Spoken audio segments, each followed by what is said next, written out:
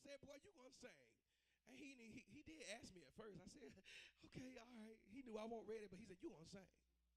And he wouldn't let me back down. And he put the mic in my hand and said, you going to sing.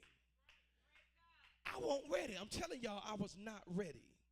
But many times, and I said that to say, many times, you're going to have to fight that giant, whether you're ready or not. You're going to have to fight that giant, whether you are ready or not. Am I right, Pastor? You got to stand and look at that giant and say, you know what, brother? You big, but you can fall too. Hallelujah. You big, but you can fall too. Hallelujah. You have to remember that there is a genealogical line that is associated with every giant that you must face in life. If you just kill the head and you do not destroy the root, then the head will be reborn and another giant will take its place. So don't stop when you destroy your first giant, but you must kill down the root. You must go back and you must hunt every single giant that is connected to that one. Now get in your mind right now those giants that have prevented you from getting to your destiny. Get it in your mind. What are those giants? What are those giants? Hallelujah. Now, many of you lifted up your head just a little bit to look up at your giant.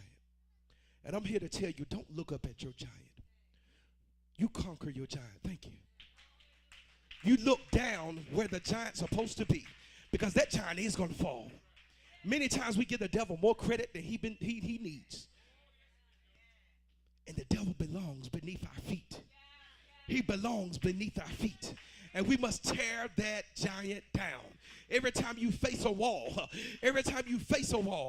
you need to tear that wall down, because it's in the way of your destiny. And in order for you to get there, you've got to tear that giant down. If you're going to look up, you look to the hill from which cometh your help, because your help cometh from the Lord. If you've got to look up, you look up to the man who's already fought the battle for you. If you've got to look up to something, you look up to Jesus, because he went down to hell and destroyed the devil just for you and me. If you've got to look up to God and say, God, you got this thing.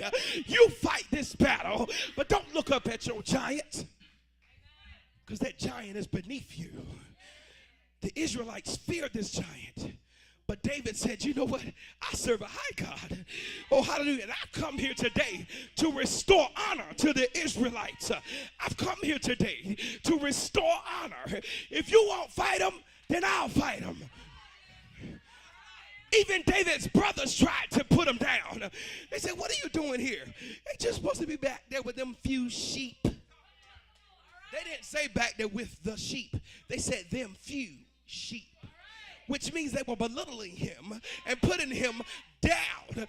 Don't let your family, who might be your giant, put you down. You speak the word of the Lord. I don't receive that one. No, I'm a giant killer. Hallelujah. You might have been out there fighting and stuff, but just because I've been back there with the sheep don't mean I haven't learned how to fight neither.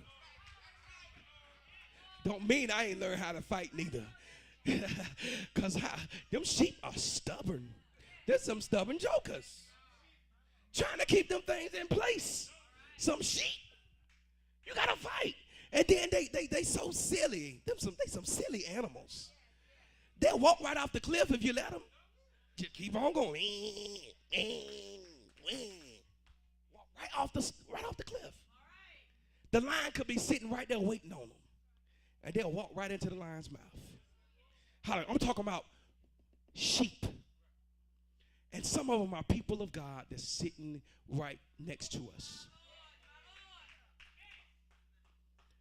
And I said it a couple weeks ago. The game time, it's game time. The game is over. You've placed the last coin in the game. And it's time now for you to move forward. No longer should we walk like sheep to the slaughter, walking aimlessly off the cliff. But we must follow our shepherd and do what God has called us to do. If you look back in the word, the Anakim people did not call the Israelites grasshoppers, because that's where it started. This fear of the giants started back in Numbers 13 and 33.